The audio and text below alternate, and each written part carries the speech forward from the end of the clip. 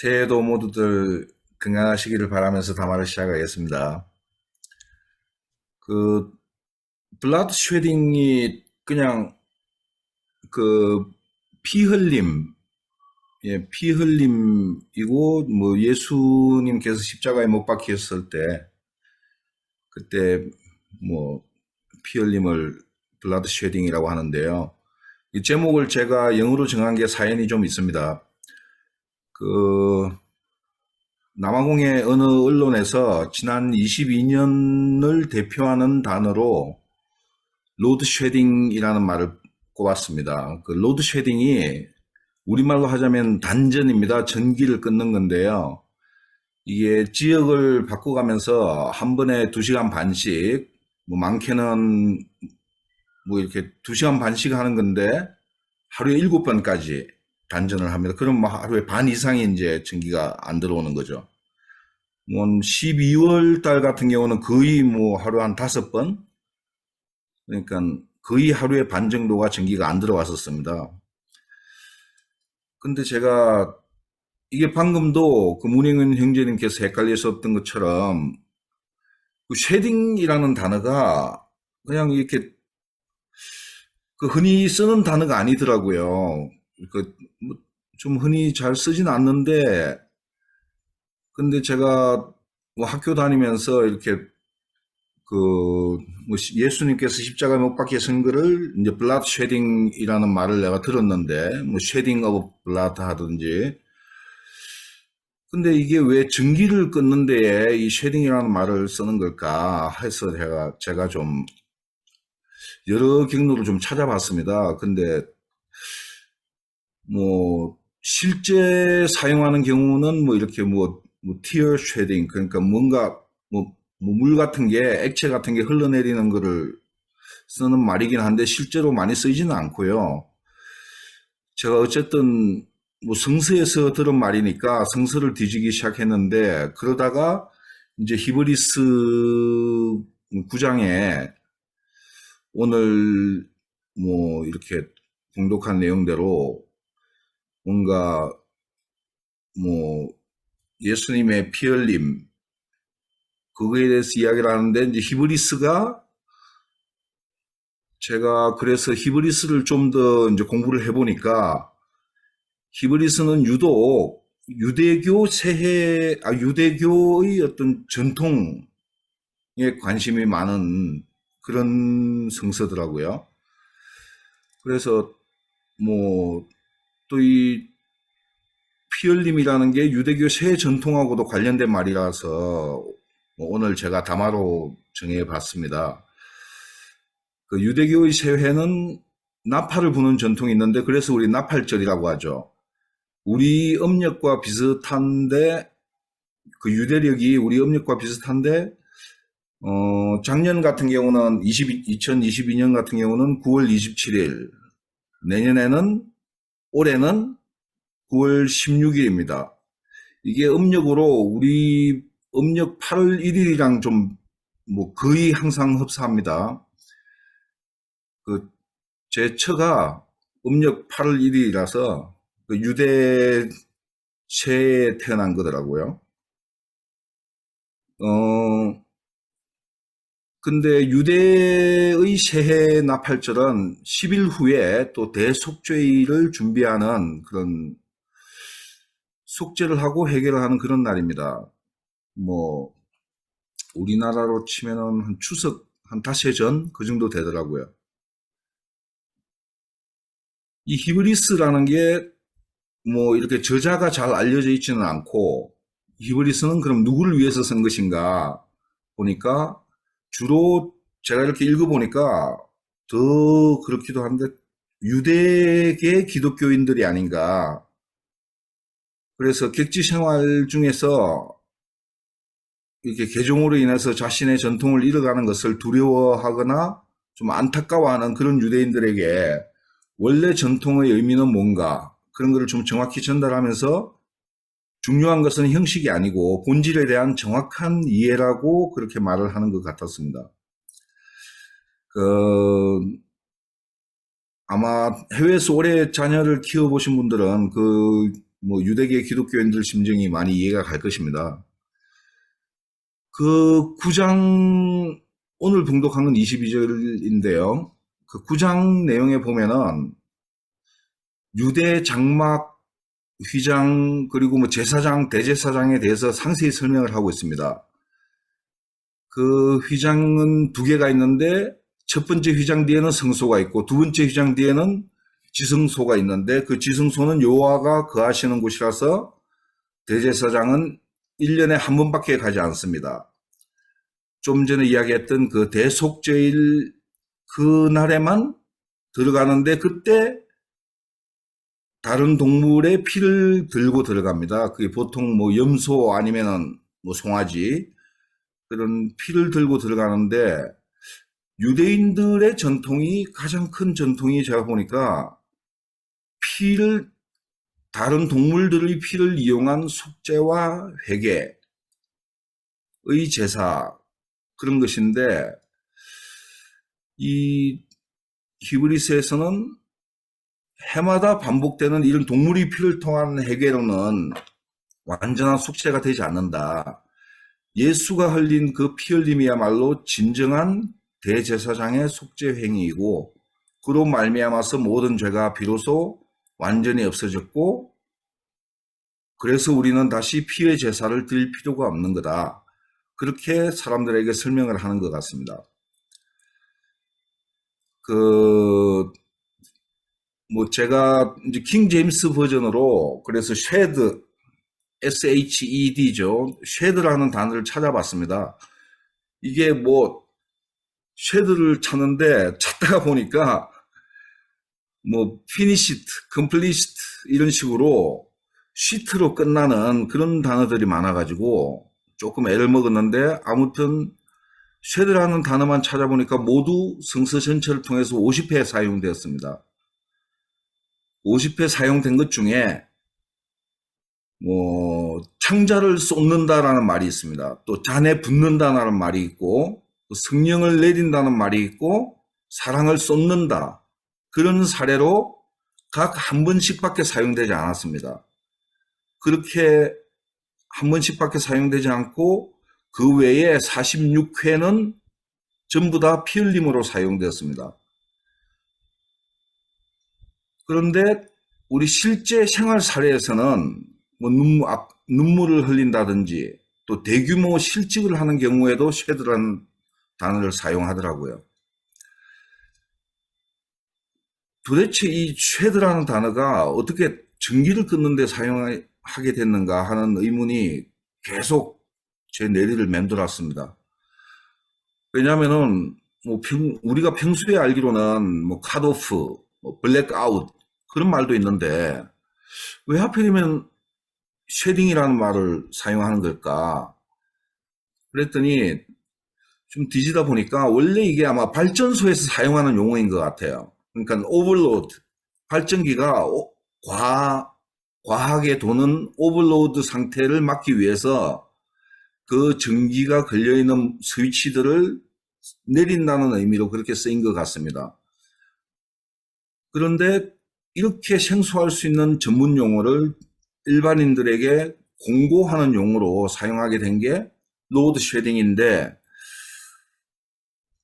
그거를 제가 생각을 하다가 보니까 좀 우리말 중에서도 불교나 유교에서 영향받은 그런 단어들이 좀 있습니다. 그런데 영향을 받지 않았음에도 불구하고 그 종교적 느낌 때문에 사용하는 그런 용어가 있습니다. 보살피다라는 말 같은 경우는 그냥 보고 살핀다는 뜻일 뿐인데 뭐 옛날에 이제 불교권에서는 뭐 보살의 자해 그런 느낌을 주기 때문에 많이 이용되었고 또 요즘 많이 쓰는 뭐 내로남불이라는 말은 사실 좀 우스꽝스러운 그런 조합이지만은 윤리에 엄한 유교 느낌을 주는 사자성어처럼 그렇게 많이 쓰이고 있습니다.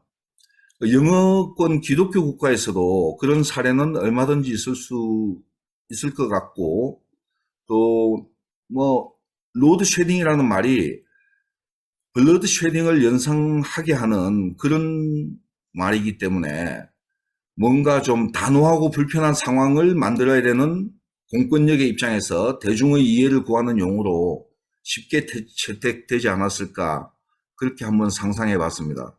뭐 꼭 누가 의도한 것이다라고까지 생각할 건 없고, 뭔가 단어를 써봤는데 쉐딩이라는 말을 쓰니까 이 상황이 뭔가 예수가 피 흘렸던 상황처럼 슬픈 일이긴 하지만은 또 희망을 줄 수도 있고 또 누구에게나 공평하게 한다는 그런 느낌을 전달할 수도 있어서 좀 적합한 단어 선택이 되지 않았나, 뭐 그렇게 생각을 해봤습니다. 지금 남아공 현실이 사실 많이 어둡습니다. 뭐 전기불이 없으니까 어둡기도 하고 모든 분야가, 심지어는 농부조차도 물펌프 사용을 제대로 못해서 애를 먹고 있습니다. 그리고 일상생활에서도 뭐 유선 인터넷이 끊기는 거니까, 전기가 끊기면 그 공급이 불안정해서 휴대폰 인터넷을 사용해야 되는 경우가 있는데 이게 가격이 10배가 넘습니다. 그리고 뭐 영세업자들 같은 경우는 어쩔 수 없이 사용해야 되고, 또 그나마도 이게 각 휴대폰 안테나 타워들에 있는 그 배터리, 그것조차도 이 제때 충전이 안 되니까 그것조차도 작동이 안 돼서 지금 뭐 통신이 마비되는 그런 경우도 많이 있습니다. 이런 사태의 좀 근본 원인이 뭐 정치권에서 뭐 우리말로 하자면 한전, 이런 공기업의 방만한 경영, 또 낙하산 인사, 그러니까 전혀 전문인이 아닌 사람들을 인사로 앉혀놓고 이런 일들 하다 보니까 이런 일들이 벌어졌다라는 그런 피해의식이 많이 있습니다, 지금. 그러다 보니까 제가 생각이 든 게, 이 쉐딩이라는 단어가 예수의 피 흘림과 어떻게 연상이 되는가 했더니, 그래서 사람들이 예수께서 십자가에 달리지 않았더라면 제대로 알지 못했을 그런 상황들, 기득권들이 세상을 휘어잡고 모든 룰을 정하는 그런 상황들을 일반인들은 다 그냥 당연한 거다 생각하고 했던 것들이 세상에 다 드러나게 된 것처럼, 이 로드쉐딩을 겪으면서 이제 사람들이 그런 상황들을 이제 깨닫게 된 겁니다. 옛날에는 인종차별 때문에 어쩔 수 없다 생각했던 것들을 흑인도 사람이다, 흑인도 투표권을 가져야 된다라는 의식이 들면서 세상이 한번 바뀌었고, 지금은 흑인 정권을 했지만은 여전히 기득권자들이 세상을 쥐어잡고 있다 보니까 우리가 이렇게 피해를 보는 거구나 하는 것을 깨닫기 시작하는 것입니다. 그래서 이런 정치적 무관심에 대해서도 반성을 하고, 그리고 각자가 그동안에 무분별하게 낭비했던 것에 대해서도 반성을 하고, 그리고 지금 받는 이 고통이 계층 관계없이 뭐 모든 사람들에게 균등하게 예수의 피 흘림처럼, 그 예수의 블라드 쉐딩처럼 똑같이 이루어지는 그런 로드 쉐딩이기 때문에 뭐 뭔가 알게 모르게 있었던 계층 간의 불균형이나 불평등에 대해서도 이제 반성하는 분위기가 많이 생기고 있습니다. 제가 그 히브리스를 읽으면서 뭐 개인적으로는 그 히브리스가 의도하고 있는 그런 객지에 사는 유대교 개종인들에 대한 안타까움과 힘을 주는 그런 말씀들에 대해서 뭐 의도는 존중하지만 한편 제가 한계도 나름대로 한번 생각해 보았습니다. 이 대제사장이 매년 제사 드리는 피로서만 속죄가 가능하고, 예수는 스스로의 피로서 모두의 죄를 속죄하였다고 합니다. 그런데 이 역시 유대교의 전통적 신앙인 제사장을 통한 속죄의 틀을 벗어나지 못하였다고 생각합니다. 저 개인적으로는 예수의 피 흘림이 거룩한 이유는 그 어떤 집단이나 계층을 위해서도 아니고 아픔과 고통을 지닌 모든 이를 위한 것이었기 때문입니다. 그것을 통해 모두의 죄와 아픔과 고통이 사라지는 것이 아니고 속으로만 사귀고 숨기던 아픔과 고통을 모두 드러냄으로써 그것들을 직시하고 씻어낼 해결의 실마리를 모두에게 주셨다는, 그게 저는 예수의 피 흘림의 의미라고 생각합니다. 그래서 모든 사람들에게 공평하게 주어진 블라드 쉐딩, 이런 로드 쉐딩은 우리 사회 전반에 숨어있는 아픔과 고통, 문제점들이 드러나는 그런 기적 같은 사건이라고 생각합니다. 소나기처럼 폭포처럼 흘러내려서 세상이 바뀌어버릴 만한 그런 경이로운 기적입니다. 이제 해가 바뀌었습니다. 오래되고 숨겨져 있던 기득권자 중심 세상의 허물을 스스로 피 흘림으로 드러내준 예수의 십자가 앞에서 이 세상에서 나는 뭘 흘리며 살아갈지 더욱더 성숙하게 고민하고 실천하는 그런 한 해가 되고자 합니다. 이상입니다.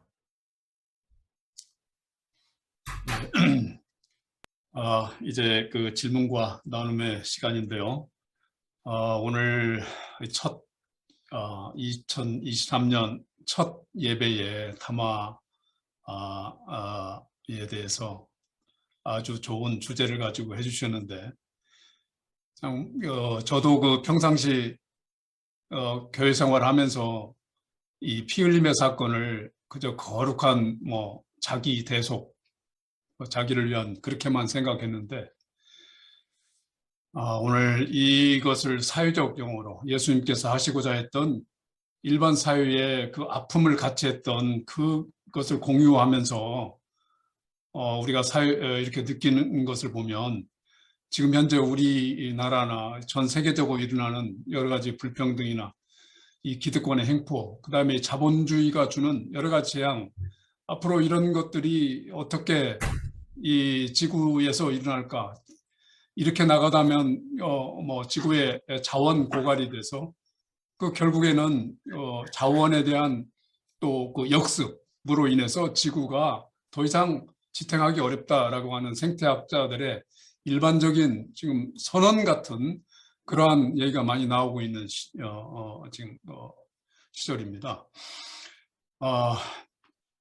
주제가 굉장히 무거우면서 오늘 아주 새로운 사회적인 그런 저희의 주제를 각자의 그 의미로 이렇게 던져주었습니다. 예, 오늘 그 오클랜드의 그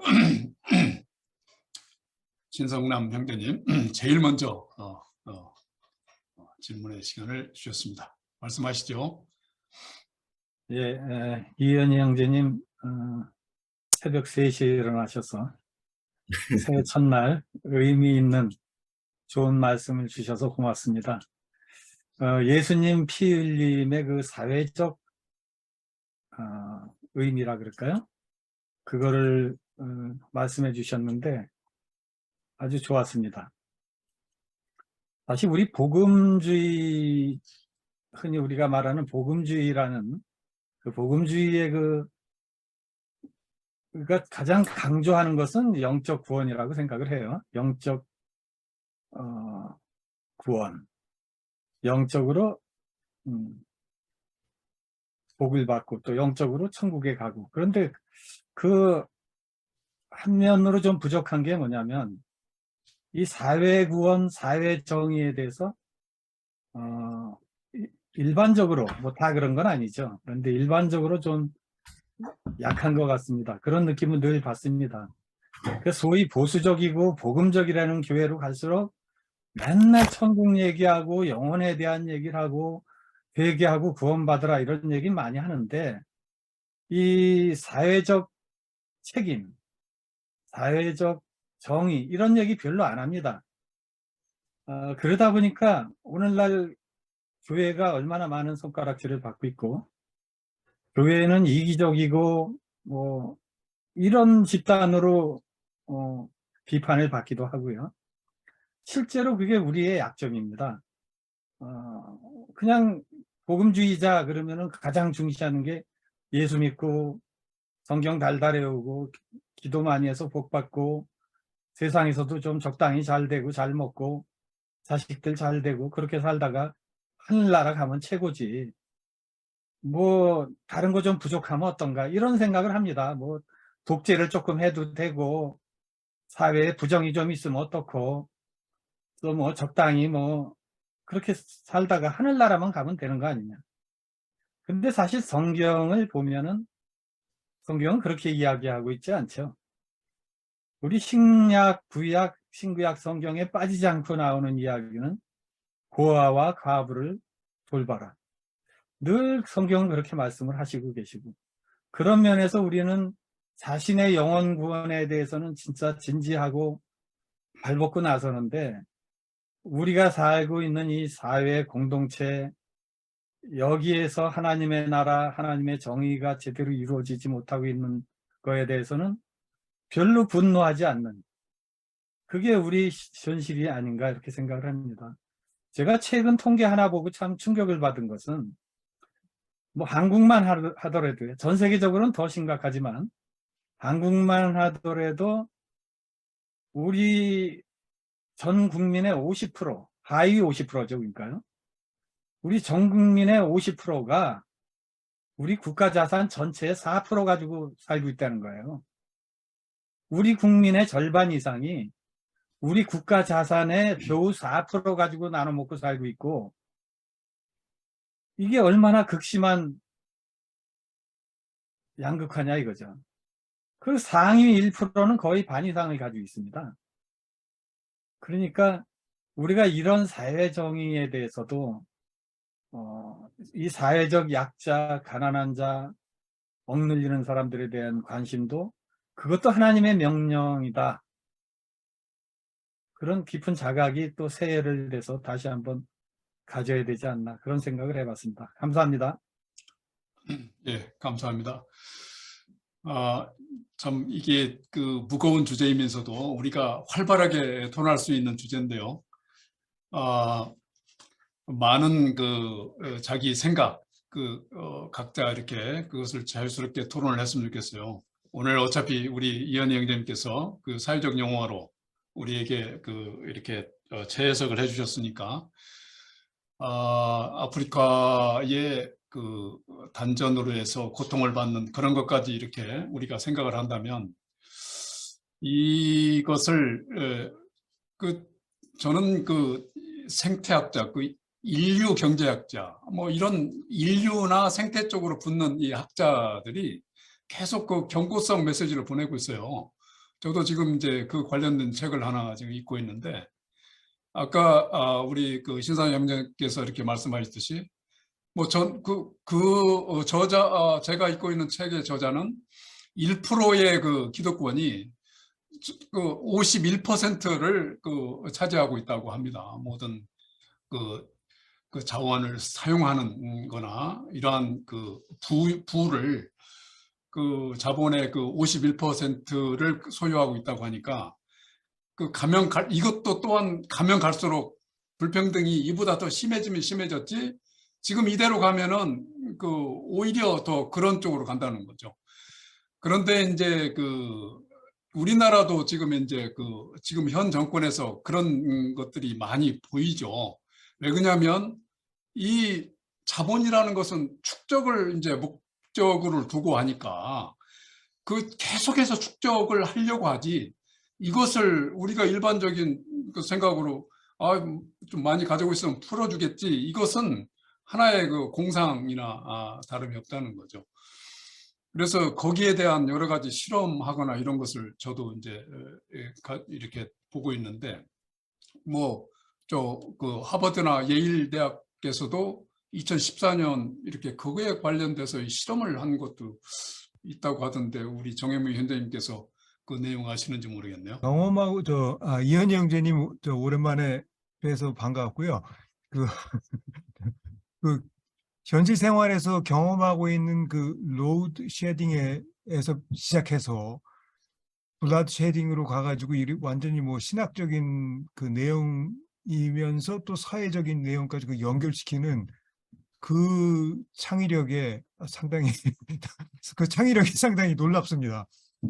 근데 저는 그냥 먹고 살기 위해서 그 영어권에서 활동하는 사람이지만 이 쉐드 같은 단어가 정말 힘든 단어인 것 같아요.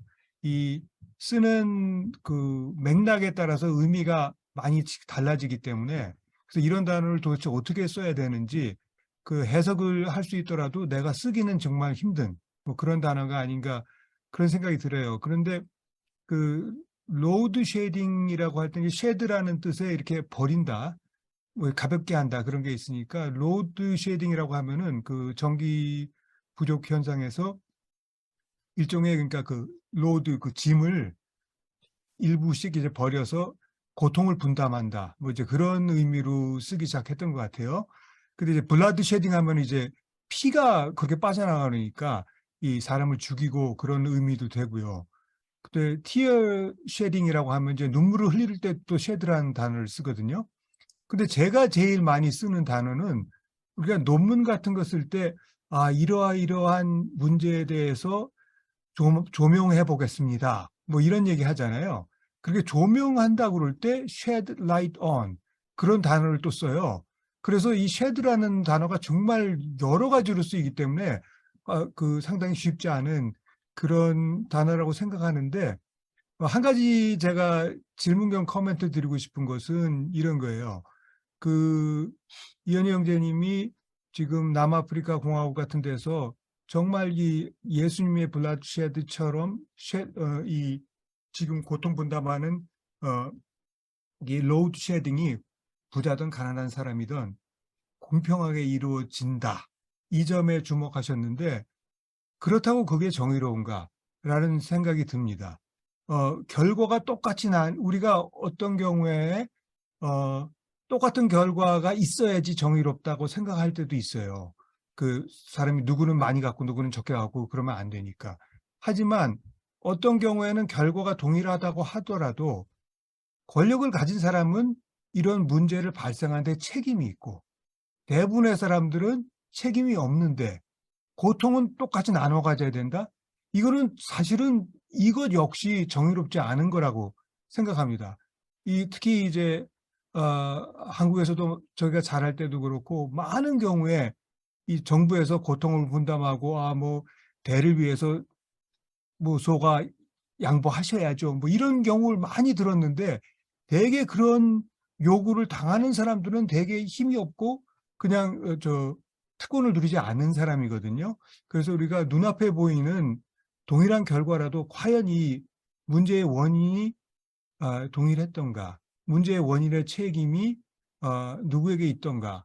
그래서 책임의 소재가 다르다면 그에 대한 대가도 거기에 맞춰서 분배되는 것이 정의로운 게 아닌가 그런 생각을 해봤습니다. 고맙습니다.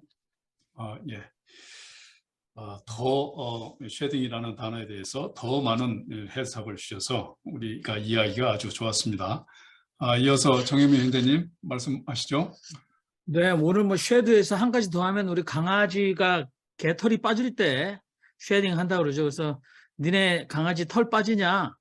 그래서 저는 이제 우리 강아지는 펄가 아니라 헤어이기 때문에 네가 안고 있어도 네 옷에 털이 쉐딩 안 된다. 이런 것도 저는 얼른 떠오릅니다. 근데 이제 이현희 형제님의 핵심 질문 중에서 예수의 피 흘림이 당대의 식민 정치와 야합한 종교 권력의 허상과 불의함을 폭로했다. 이렇게 말씀하셨는데 맞습니다. 그러면은 뭐 우리가 히브리서에 보면 제가 히브리서에 나오는 구절 중에 가장 그 도전이 되는 구절이 바로 우리도 성문 밖으로 우리 십자가를 지고 우리도 성문 밖에 나가자. 그래서 예수가 처형된 곳이 성문 밖이었기 때문에 우리도 십자가를 지고 성문 밖으로 나가자. 그래서 뭐 그게 영적으로 해석하면 성문 밖의 길이라는 복음성가 가사도 있는데 그럼 우리도 우리에게 주어진 십자가를 지고 성문 밖으로 나가자라는 말은 우리도 피 흘리자라는 뜻이거든요. 그렇게 해석될 수 있지 않습니까? 그러면 오늘날의 아까도 우리 신성남 형제님 말씀하셨던 한국 국민의 50%가 국가 자산 4%로 먹고 살고 있는 불이한 경제적 현실, 그리고 법이라는 것이 약자를 보호하는 것이 아니라 검찰 국가 권력을 더욱더 공고히 하고 여기에 저항하는 사람들을 옥죄고 그 사람들을 잡아 가두는 데 사용되고 있는 아주 비참한 한국의 정치 사회적 현실에 대해서 오늘 어떻게 또다시 일어나고 있는 이 피 흘림은 어떻게 이 한국의 검찰 권력의 불의함을 폭로시킬 수 있을 것인가라는 고민으로 이어져야 될 것 같은데요. 결국은 뭐 우리가 민중신학, 죄송합니다 이런 말을 드려서, 민중신학에서 오늘날의 예수 사건이다. 그래서 예수와 민중의 동질성, 그것은 민중의 억압, 예를 들어서 1970년대 청계천 피복노조, 그래서 전태일이라는 청년이 사실 자신의 목숨을 피 흘림으로써 그 당시 이 청계천을 중심으로 했던 노동자들의 인권과 또 그 불의한 구조의 허상과 그 허상과 비인간적인 탄압을 폭로시킨 사건이 아니겠는가. 그래서 민중신학이 탄생한 것이 아닌가. 그렇다면 오늘날도 우리는 2023년도에 불의한 국가 권력이 약자들을 짓밟고 있는 이 사건들, 결국은 우리가 말하는 12구 이태원 참사조차도 사실은 불의한 권력의 허상들을 폭로하는 사건이 아닌가. 저는 그렇게 생각하면서 어떻게 우리가 이것을 폭로시키고 그 다음에 이것이 폭로됐을 때 우리는 이 블러드 쉐딩으로 인해서 우리가 블러드 쉐딩이 없으면 죄의 용서도 없다라는 영적인 해석이 아니라 우리가 블러드 쉐딩이 없으면 우리는 어떠한 타협도 없다라는 강력한 자세로 투쟁적인 삶을 살아가지 않을까, 그런 생각을 해봤습니다. 이상입니다. 예, 감사합니다. 이 민중신학 쪽으로 또 말씀을 해주셨습니다. 그리고 털 간다. 저도 이제 쉐딩함 찾아봤는데 털 간다라고 하는 그런 의미가 있어서 저도 한참 생각을 하게 만들었는데요. 혹시 이것도 이 사람의 욕심과 탐욕이 이 털을 가는 것처럼 이동하지 않나. 예를 들어서 그 항로가 좀 이렇게 어느 정도 이렇게 확인이 되자 그 자본이 그 식민화로 하는, 그래서 노예를 사고팔고 하는 그쪽으로 결국에는 갔고, 그 다음에 결국에는 세계전쟁 그 후에 산업혁명이 일어나고 그 뒤에 또 자본이 형성돼서 자본의 거대한 권력이 또 전 세계를 자본 식민화로 좀 만들어서 남반부, 뭐 북반부 이렇게 그 빈약한 곳에 자본이 가서 결국에는 그 노예화 시키는, 그래서 그 인류 전체로 봤을 때는 불평등이 나라 간 이것 불평등도 엄청나게 지금 심해져서 이번에 그 월드컵도 보셨지만은 월드컵에 그 축구공 하나 만들기 위해서 얼마나 많은 아주 뭡니까 그 약한 자들의 그 피 흘림과 같은 노동이 거기에 들어갔고 그거에 대한 정당한 대가를 받지 못한다고 하는 것들이 나와서 잠깐 뭐 좀 우리 공정한 우리 그 무역이나 공정한 그 거래 관계가 돼야 되겠다라고 운동이 일어났었는데 좀 또 완전 잊혀진 것 같아요. 이 쉐딩에 대해서 그 히브리어 쪽에는 좀 뜻이 어떤가, 최재구 형제님 좀 찾아보셨나 저는 모르겠네요. 좀 찾아서 좀 알려주시고요. 이어서 박선배 형제님 말씀해 주시겠습니다. 예, 다른 분이 말씀하시는 분이 없어서 제가 제가 코멘트를 달겠습니다. 이 블러딩 쉐딩은 피 흘림이라고 제가 좀 봐지고요. 전통적으로 이 피 흘림이 사건으로 인해서 우리가 기독교 있는 사람들이 더 폭력적으로 변하지 않았나 이런 생각을 갖게 돼요. 피 흘림 사건으로 자기가 져야 될 어떤 도덕적 어떤 죄에 대한 관련된 것을 예수라는 그 피 흘림 사건으로 해서 자기를 정당화하려고 하는 것. 이것이 어떤 신학자 존 실빙이 한 말이었었던 것 같아요. 제가 이 책을 읽으면서. 그래서 이게 폭력은 구원을 가져온다. 전쟁은 정당하다. 이 두 말은 절대 우리가 생각해 봤을 때 맞지 않잖아요. 피 흘림은 구원이다. 이 말을도 어떤 면에서 피 흘리기 위한 것은 결국은 폭력이고 살인이고 하나의 용납할 수 없는 전쟁과 폭력과 비슷한 것들이라고 보아지는데, 우리가 너무 이 피 흘림으로 인해서 죄 사함이다, 죄가 없다, 이런 거에 대해서 제가 좀 생각해 봤을 때 우리는 너무 이 문구에 대해서 당연시하고 있지 않나, 이런 생각을 해보게 됐고요. 그래서 이 종교인들, 저뿐만 아니라 종교인들이 자기의 어떤 감당할 수 없는 죄성, 그런 것을 다른 사람한테 떠맡기기 위해서 주장했다라고 이렇게 주장하는 그분들도 있더라고요. 그래서 저는 이 말에 대해서 좀 공감이 되는 부분이 그거예요.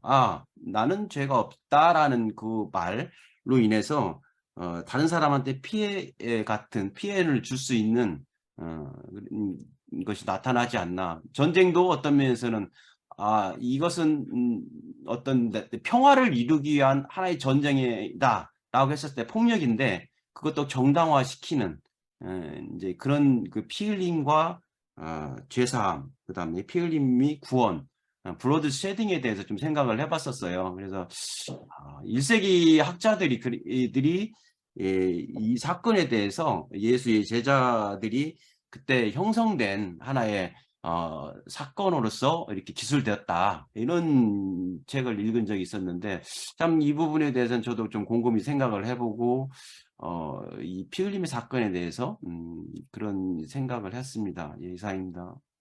예, 감사합니다. 그 피 흘림에 대해서 다시 말씀해 주셨습니다.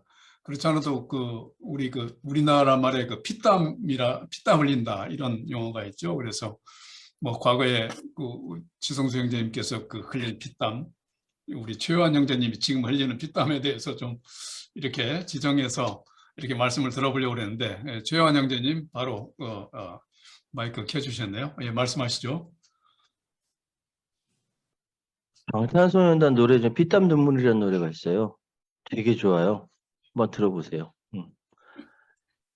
근데 그거는 진짜 자신들이 노력을 해서 거기까지 올라가는데 피땀 눈물이 그렇게 역할을 했다라는 이야기긴 한데, 오늘 말씀이 피 흘림이잖아요. 한 가지만 폭로하고요. 우리 이 보수 기독교계 쪽에서 이 구약성서에 있는 피 흘림이라든지 양의 이렇게 이렇게 그런 얘기가 많이 있으니까 어떤 목사가 흉내내고 싶었나 봐요. 교인들 다 모아놓고 실제로 양을 잡아다가 멱을 땄습니다. 네, 실제로 그런 일이 있었어요. 또 여름 성경학교가 아니라 여름 수련회 가서 그 지역에서 실제로 막 양인지 소인지 하여튼 멱을 땄어요. 피가 쏟아지고 사람들을 피 흘림을 통해서 죄사함 받았다고 또 퍼포먼스를 교인들 얼굴에다 이마에다 막 바르는 그런 퍼포먼스를 했습니다. 이게 불과 2013년도에 벌어진 일이고요. 그래서 동물학대죄로 고발당했습니다. 예. 고발해야죠, 그런 거는. 말도 안 되는 짓거리를 했는데, 제가 드리는 말씀은요, 오늘 히브리서 9장에 있는 개역 개정이나 세번역이나 다 전제 조건이 율법에 따르면입니다. 율법에 따르면 거의 모든 것이 피로 깨끗해진다. 피 흘려야 정당성이 있다라고 얘기를 합니다. 근데 사실 율법이라는 것이 이전에 있었던 그 계명 아닙니까? 그래서 율법을 폐하고 예수님이 새로 이렇게 새 언약으로 온 거 아니에요? 새 언약을 지키시기, 만드시기, 완성하시기 위해서 오신 것 같은데, 저는 구약 성서에 있었던 그 많은 피 흘림과 구약 성서에 있었던 그 많은 그 행위들을 지금까지 신약에도 이야기하고 2000년이 지난 지금에도 이야기하고 새로운 해석이 아니라 똑같이 이어진다는 이 자체가 전 이해가 안 되고요. 분리할 때는 구약성서 갖다, 아니, 유리할 때는 구약성서 갖다 써놓고, 분리할 때는 신약 갖다 써놓고, 이런 이제 그 신학, 한국교회 내지 신학계의 그런 모습들이 한심하고, 그래서 율법에 따르면 피를 흘려야 된다는 이런 부분들에 대해서는, 이건 오류라고 생각합니다. 저는 이거 받아들일 수가 없어요. 예수님의 십자가, 에서의 피 흘리심하고 이걸 갖다 붙인 것 같아요. 그래서 저는 바울이 싫습니다. 이상입니다. 예, 감사합니다. 양보영 자매님, 네. 마이크 켜셨네. 아니, 말씀해 주시죠. 네. 제가요, 구원, 근데 예수님이 피 흘리신 거는 굉장히 중요하신 사건이잖아요. 예수님이 꼭 십자가에 돌아가셔서 피를 흘려야지만 우리가 구원을 받는 거니까, 성령이 그때 오시는 거니까. 근데 어떤 분이 얘기하시는데, 구원에는 세 가지로 다뤄진다 그래요. 영혼, 육의 근육. 영이 먼저 이제 구원이 되죠. 그 다음에 혼이 구원이 되려면 우리가 하나님한테 그 성령을 받으면은 우리가 착해지려고 노력을 하잖아요. 많은 걸로 우리가 정말 그러면서 혼이 구원이 되는 거죠. 그냥 변화가 되면서 나의 본어겐이 되는 거죠. 그때부터 내가 모든 거를 나의 성격을 나쁜 그 템퍼를 다 좋은 쪽으로 바뀌고 진짜 착한 일을 많이 하려고 하는 게 혼의 구원이 되고요. 그 다음에 육의 구원은 우리가 죽은 다음에 그때 진짜 하나님이 진짜로 살리시는 거. 그러니까 그걸 갖다 그 다시 탈환하는 거. 그럼 재림이라고 그러잖아요. 우리가 그 뭐라 그러죠? 그 하늘로 막 올라가고 하여튼 그렇게 다시 육이 또 다시 죽은 사람을 다시 살리신다고. 그래서 영혼 육의 구원이라고 그러는데요. 아까 그 최유한 형제님이 얘기하신 거가 구원이라는 거 그런 얘기는 옛날이나 지금이나 똑같아야 될 것 같아요. 그게 변형이 되는데 이상하다고 그랬는데 저는 똑같다고 생각되고요. 그리고 피 흘리는 거는 요새도 주이씨들은 이 맨하탄에서도 시나고그를 가면은 거기 지하실에 피 흘린 자국이 많아요. 진짜 지금도 죄를 많이 졌다 그러면 그 피를 갖다 흘리는데 요새는 뭐 비둘기를 많이 잡는다고 그래요. 비둘기는 이제 길거리에 너무 많으니까 비둘기를 잡아갖고 피 흘리는 거 갖다가 실제 그 시나고그에서 하는데 그런데 그 동물 학대 부담도 이제 그걸로서 이제 표시하는 거고 그리고 이제 이거랑 이제 또 연결돼 가지고 아까 그 노동하는 거 있잖아요. 제가 그 얘기를 했는데 그 얘기를 요새 그 드라마를 봤어요. 제가 넷플릭스 같은 데서 드라마를 보니까 거기에서 정말 너무나 그 기득권의 세력이 그 아주 그 노동자들 갖다 착취하는데 옛날에는 얼마나 공유값이 비쌌는지 먹는 거 라이스 노동값은 너무 싸고 공유값이 얼마나 비쌌는지 14시간, 12시간에서 14시간을 일을 해야지만 밥 한 끼를 먹을 수 있는 거예요. 밥 한 끼도 하여튼 못 먹는. 그런 거가 영국 같은 데서 그 대단한 나라에서도 그렇게 됐더라고요. 옛날 1800년대에는 진짜로 일어났더라고요. 그래가지고 그 사람들이 12시간에서 14시 조그만 애들이 10살 미만 애들부터 다 노동을 하는데 윤석열이가 지금 주장하는 게 그거 아닙니까? 69시간, 70시간 노동시켜라. 못 사는 사람들. 그게 얼마나 악질 같은 근성입니까? 그게 지금 기본 요금도 안 준다 그러고 시간당 싸게 하면서 아주 저렴으로. 근데 이런 사람들이 문제가 뭔가 하니 그렇게 노동을 많이 하면요 빨리 죽는데요. 40대나 50대 다 죽는다 그래요. 그래가지고 그때 그 옛날에 그 영국 같은 데서 그 대단한 나라에서 그렇게 막 노동 시간이 많은 거 보고 지금 한국 윤석열이 생각이 났어요. 그래서 제가 한마디 했습니다. 감사합니다. 예, 고맙습니다. 그 마지막으로 그 지성수 형제님 좀 말씀 좀 정리 좀 해주셨으면 좋겠네요. 예. 오늘 우리 이현 형제님이 자기가 살고 있는 부딪히고 있는 현실에서부터 시작해서 하나님 말씀으로 연결을 생각을 해보려고 하는 어프로치가 참으로 귀중한 우리가 배워야 될 해야 될 일이라고 생각합니다. 그래서 저도 좀 그런 생각, 제 현실에서 좀 생각을 해보는데요. 제가 지금 살고 있는 동네가 아랍 사람들이 살고 있는 동네거든요. 뺑뺑 돌아도 아랍이에요. 저만 수염이 없어요. 근데 그래서 이제 제가 이 근처 교회들을 주일날 가보고 있어요. 그래서 지난주에는 주로 레바논 사람들이 주로 모이는 카톨릭 교회를 갔어요. 조금 아까는 이집트 사람들이 모이는 곱틱 교회를 갔었어요. 다 하나는 카톨릭이고 하나는 오르도독스고 그렇죠. 근데 가보면은요, 느끼는 게 뭐냐면 이게 회중들은 그냥 앉아서 가만히 일어섰다 앉았다만 하고 앞에서 이제 사제하고 이제 몇 사람이 이제 퍼포먼스를 하는 거예요. 예식 퍼포먼스를 중얼중얼하고 노래하고 중얼중얼하고 계속 앉았다 일어났다 하고 그냥 그래요. 여기 앉아 있는 사람들에게 이 종교가 신앙이 무슨 의미가 있는가. 그래서 이제 그런 생각을 해보는 거예요. 근데 그런 종교가 1000년 넘었거든요. 2000년 가까이 된 종교들이거든요. 그러면서 드는 생각은, 그리고 지금 레바논은 얼마나 어려운지 말도 못해요. 나라가 완전히 파산할 지경이거든요. 이집트도 어렵고. 근데 이 종교라는 게 과연 지금 우리가 가지고 있는 여러 가지 이 세상의 문제를 해결하는데 지금 뭐 기득권 부조리 뭐 여러 가지 얘기했지만 무슨 영향이 있을까? 무슨 의미가 있을까? 그런 퀘션을 가지고 이제 오면서 왔어요. 근데 사실은 그렇습니다. 인류 역사에 종교가 냉정하게 얘기해서 좋은 영향을 준 게 별로 없어요. 그리고 큰 역사적인 이벤트에 종교가 공헌한 적도 없고요. 있죠. 중국의 태평천국에 중국 망하게 하는데 청나라 망하게 하는데 크게 도움 주는 거. 그러니까 부정적으로 크게 영향 준 건 있어도 그런 게 별로 없어요. 얘가 우리가 알고 있는 뭡니까 종교개혁도 사실은 종교적인 문제가 아니었어요. 더 돈의 문제였지. 그랬을 때 과연 그러니까 종교에 너무 목숨 걸 필요 없고 그런 생각이 들고요. 그러면 그렇다면 종교는 뭐냐? 종교는 결국은 종교의 역할은 정화 장치가 아닌가. 자기 자신, 내 스스로 내가 어떻게 사느냐. 내가 이게 이제 아주 보수적인 꼭 그런 관점에서 얘기하는 게 아니고요.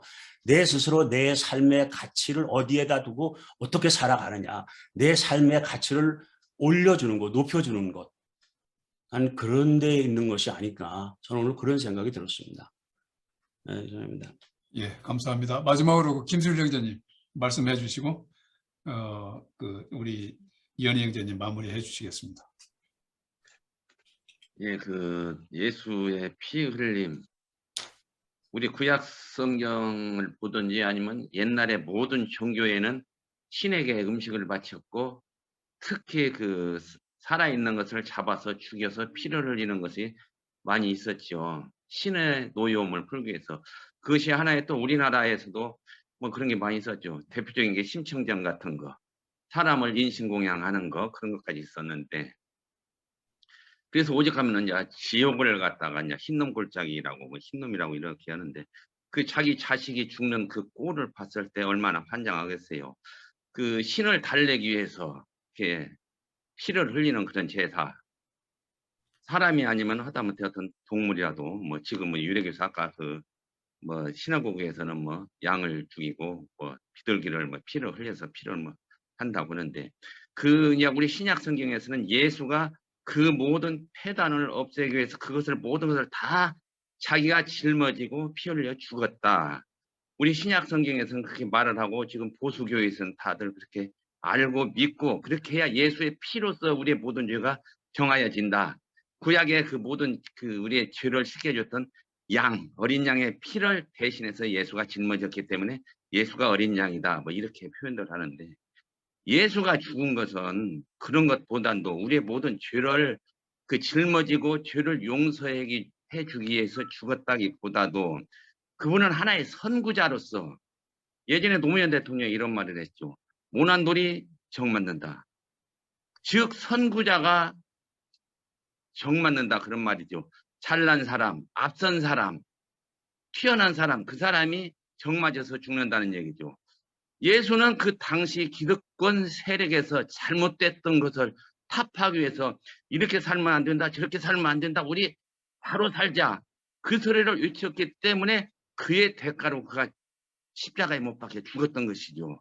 그러니까 우리는 그 예수의 내 구주라고 한다면은 예수를 믿고 따른다면 예수의 삶을 그의 사상을 따라야 하는 것이지 그가 죽은 것보다도 예수가 무엇을 위해서 살다 죽었는가? 그가 외쳤던 것이 무엇인가? 우리가 거기에 따라서 살아야 하는데 그냥 믿기만 하면 구원. 예수가 나의 모든 죄를 십자가에서 피 흘렸으니까 내 죄는 다 사함받았다. 아까 뭐 영국 얘기도 나오고 유럽 얘기도 나왔는데 그쪽 사상을 보면 그 사람들은 자기네들은 예수로 인해서 다 용서받은 사람이니까 자기네 선택받은 민족들, 자기네 예수 믿지 않은 이방인들은 죽여도 죄가 아니고 그들을 잡아다가 부려먹어도 노예로 삼아도 팔고 사고 해도 그건 죄가 아니고 그런 의식사상, 그것이 예수가 가르친 사상인가? 사람이 사람답게 살고 높은 사람 낮은 사람 없고 잘난 사람 못난 사람 없고 많이 가진 사람 적게 가진 사람 없고 다 같이 평등한 사회를 만들자고 하는 것이 예수의 사상이고 그것을 위해서 노력하다가 그것을 반대하는 사람들 저놈은 위험한 인물이다. 저건 죽여야 한다 해가지고 예수가 그래서 죽은 것이죠. 우리나라의 그 정감록의 그 어떻게 보면 예표적인 인물이 되는 정여립이라는 사람이 있죠. 왕이 왜 한 사람의 것이냐? 천하 공물론 그것을 외쳤던 사람이 정여립이죠. 그러자 그를 죽였죠. 근데 그 사람이 성공하지 못한 것은 그를 따르던 사람, 그와 편지 한 통 주고받은 사람, 그와 만난 사람은 다 죽였죠. 여기 전주가 고향이죠. 정여립이. 호남에 있는 전라남도, 전라북도 이쪽에 있는 모든 선비 1000여 명, 2000여 명을 죽였잖아요. 그렇기 때문에 정여립은 지금까지 역적으로 몰려 있어가지고 정여립은 일어나지를 못하는데 예수라는 사람은 죽었을 때 예수의 제자들이 동서남북으로 다 흩어지면서 그의 사상을 가지고 흩어졌죠. 그래서 유럽까지 건너가서 예수의 사상이 지금까지 남아있는데 그 사상이 잘못 흘러서 믿기만 하면 예수의 피가 내 모든 죄를 용서해줬다. 이 잘못된 사상 참 개탄스럽습니다. 이상입니다. 예, 오늘 예배 시간이 조금 길었는데요. 1월 1일이니까 양해해 주시기 바랍니다. 이어서 오늘 담화하신 이현희 형제님께서 마무리와 기도를 해 주시겠습니다. 이현희 형제님, 예. 마이크 켜시고. 예, 켜졌습니까? 예. 예. 예, 뭐, 그냥, 저도, 뭐, 이게 로드 쉐딩이라는 단어를 듣다가, 라드 쉐딩까지 연결을 했던 건데요. 좀 억지적인 면도 있겠지만은, 뭐, 여러분들께서 말씀하신 대로, 기독교가 예수의 피 흘림이라는 게 정말 그 당시에 그 기득권을 가지고 있던 사람들이 모두가 정말로 예수를 싫어할 만한 그런 말들만 예수가 하고 다니니까 뭐 예수께서 십자가에 못 박혔던 거다라고 저는 생각을 하고요. 그런 예수의 거룩한 뜻이 뭐 지금 우리 기독교 형태가 그냥 굉장히 이기적인 종교가 돼버린 거죠. 뭐 내가 구원만 받으면 된다. 뭐 세상이 뭐 어떻게 되든지 간에 내가 어떻게 구원을 받는가에만 관심을 가지는 그런 종교로 변질되어 버렸다는 것에 제가 좀 한탄스러워서 억지로 좀 말을 끼워 맞춘 면도 있습니다. 아무튼 여러분들 뭐 생각들도 많이 비슷해 가지고 감사하고요. 제가 뭐 새해니까 그리고 시간이 많이 지나서 예, 기도하고 제 말은 마치겠습니다. 하나님 아버지, 저희가 살아가는 세상이 하나님께서 주신 대로 그대로 공평하지가 않습니다. 그대로 정의롭지가 않습니다. 누군가는 항상 고통과 아픔에 시달리고 그 고통과 아픔에 시달리는 중에서도 자기가 왜 그런 고통과 아픔에 시달려야 하는지 원인을 잘 모릅니다. 그 고통과 아픔을 주는 기득권들이 있고 그 기득권에 대해서 세상은 눈을 아직도 뜨지 못하고 있는 경우가 많습니다. 고통과 아픔 속에서 절망만 할 것이 아니고 좀 더 세상에 하나님께서 원래 주셨던 그 세상을 보는 정의로운 세상을 보는 그러한 눈을 저희가 다 뜨게 하여 주시어서 세상을 바꿀 수 있는 그런 힘을 갖게 하여 주시기를 정말 간절히 바랍니다. 모든 것 주 예수 그리스도